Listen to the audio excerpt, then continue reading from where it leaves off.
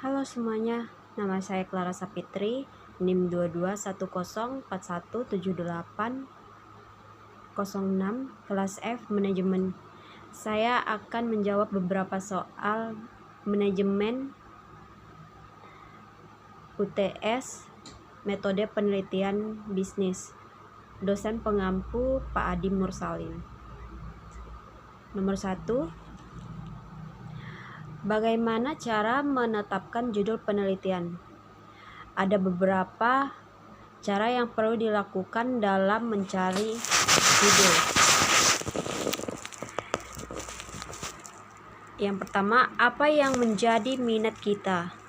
Mencari tahu apa minat kita dan akan membuat kita lebih sepenuh hati dalam mengerjakan skripsi. Yang kedua, memulai dari sekeliling kita sendiri dan mendiskusikan dengan orang-orang terdekat. Misalnya teman, saudara, dosen kita sendiri, dan menanyai orang sekitar kita tentang hal-hal menarik yang bermanfaat, relevan, dan mencari juga di media sosial yang ada.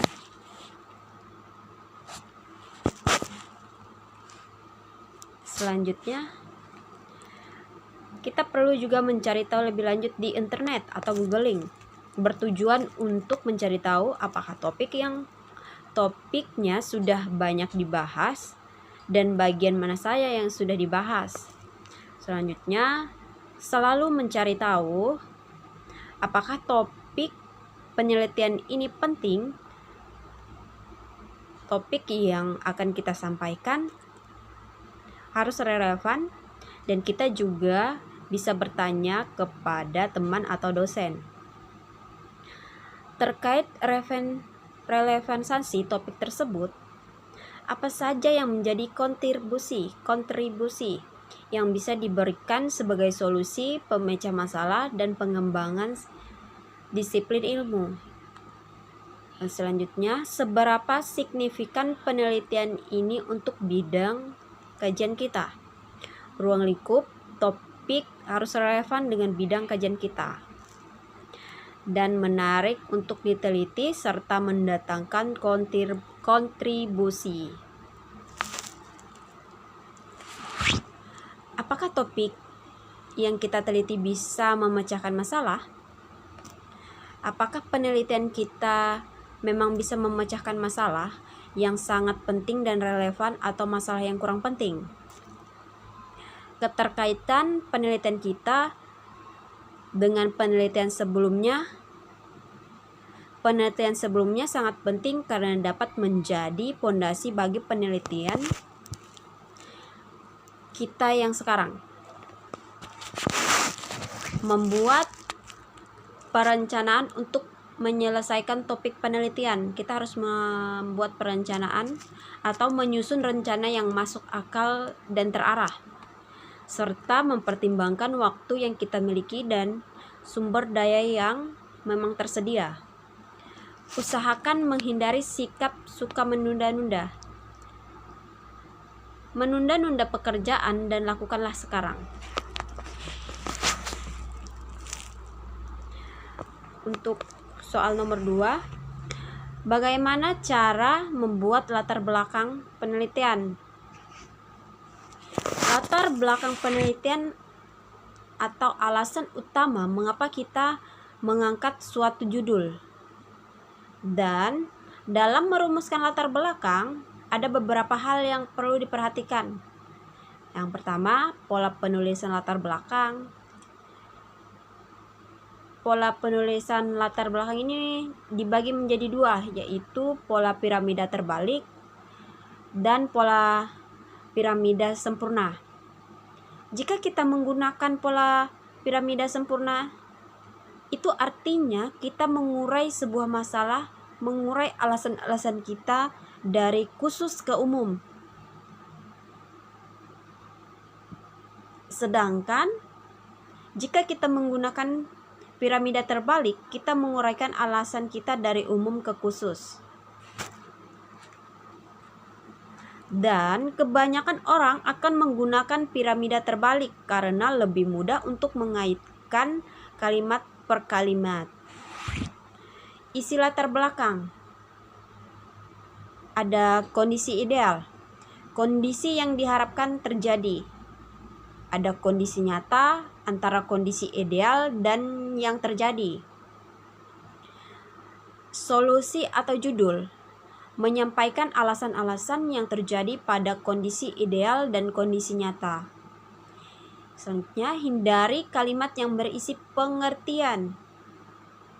Seminimal mungkin menghindari teori karena latar belakang bukan tempat berteori, tetapi tempat menyampaikan gagasan-gagasan kita sendiri. Untuk soal nomor 3, bagaimana cara merumuskan masalah atau membuat rumusan masalah? Rumusan masalah adalah garis besar penelitian atau poin-poin utama dalam penelitian. Ciri-ciri rumusan masalah. Yang pertama, berbentuk kalimat tanya. Kalimat tanya yang digunakan harus bagaimana. Yang kedua, singkat, padat, dan jelas. Jadi, dia tidak bertele-tele. Bentuk pertanyaannya jelas, tidak terlalu panjang, sehingga mudah untuk dipahami. Yang ketiga, spesifik.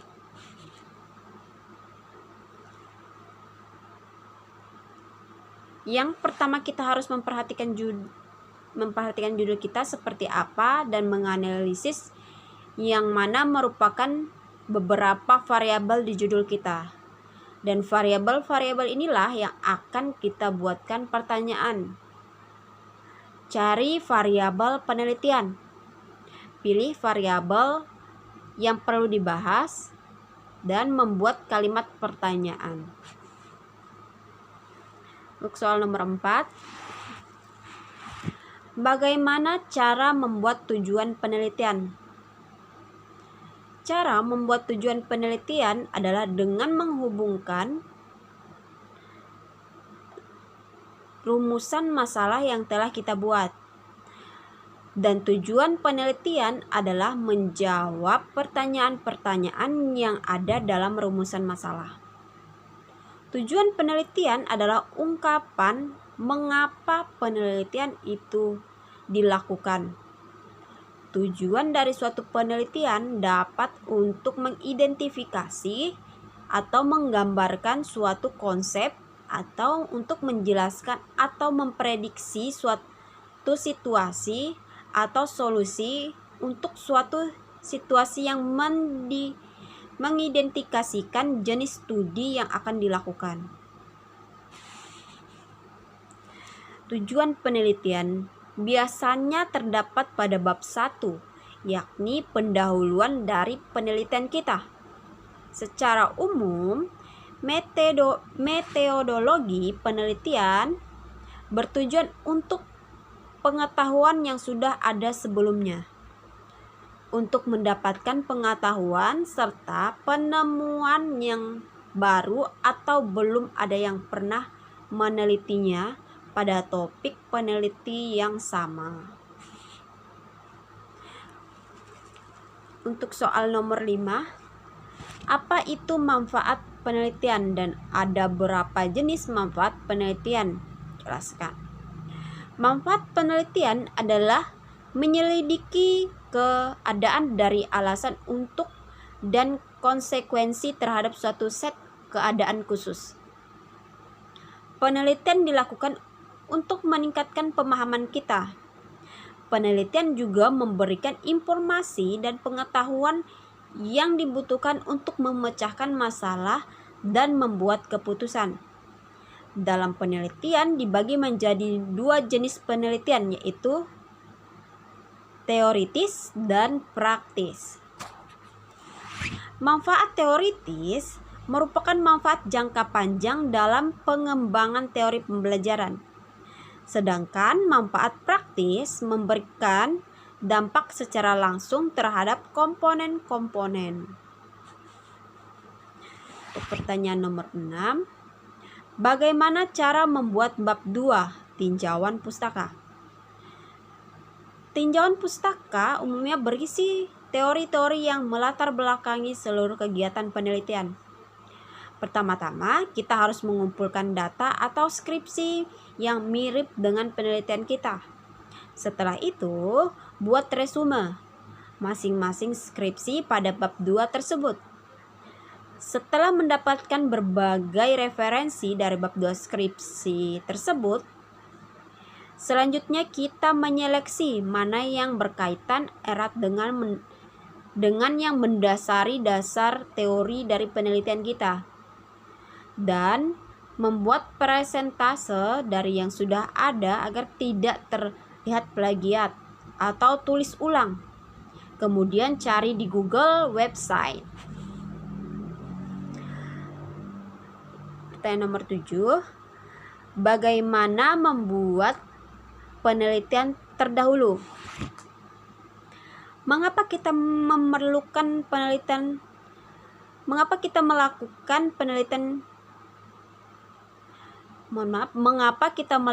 penelitian dilakukan untuk menjawab permasalahan yang sudah ada dan belum terjawab. Yang dihipotesakan, penelitian terdahulu yang kuat dapat kita jadikan referensi. Apa saja yang harus ada pada penelitian terdahulu? Yang pertama, ada kata pengantar atau pengantar. Yang kedua, nama penulis dan tahun penulisan. Yang ketiga, judul penelitian dan judul publikasi. Yang keempat, metode pendekatan dan sumber datanya. Yang kelima, simpulan dan referensi. Penelitian terdahulu biasanya 3-5 tahun dan harus mencari penelitian terbaru, jangan yang jadul. Meneliti aspek yang belum pernah diteliti, penelitian terdahulu, pendekatan atau metode yang kita gunakan harus berbeda dengan penelitian terdahulu. Meneliti populasi atau sampel yang berbeda dari penelitian dahulu untuk perbandingan penelitian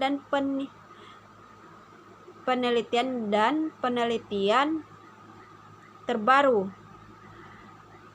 Maka dapat dilakukan dengan mendeskripsikan aspek-aspek yang berbeda dari penelitian terdahulu. Untuk pertanyaan nomor 8 dan yang terakhir, bagaimana cara membuat hipotesis dan kerangka pemikiran? Hipotesis adalah pernyataan tentang hubungan antara beberapa variabel berdasarkan kerangka pemikiran. Kerangka berpikir adalah suatu dasar penelitian yang menggabungkan antara teori, observasi, fakta, serta kajian pustaka yang menjadikan landasan dalam melakukan karya tulis ilmiah. Langkah-langkah membuat kerangka pemikiran: yang pertama, melakukan identifikasi setiap variabel, mencari keterkaitan antara variabel yang satu dengan yang lainnya, mencari sumber literatur. Yang selanjutnya, melakukan pembahasan teori, dan yang terakhir, menggambarkan dan menjelaskan kerangka berpikir. Serta macam-macam kerangka berpikir. Ada kerangka operasional, kerangka konseptual, dan kerangka teoritis. Manfaat kerangka berpikir: yang pertama, membantu penelitian dalam mendapatkan suatu konsep yang matang yang kemudian dimanfaatkan untuk menjelaskan setiap masalah dalam penelitian. Yang kedua, memudahkan peneliti dalam melakukan penelitian, menghubungkan setiap bagian yang ada dalam penelitian, memberikan kemudahan kepada pembaca untuk memahami isi dari karya tulis ilmiah.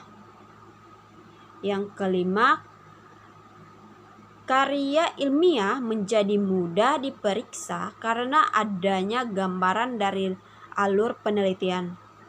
Yang keenam, membantu peneliti dalam menjelaskan dan menjawab rumusan masalah yang ada di dalam penelitian. Sekian jawaban dari saya. Saya ucapkan terima kasih.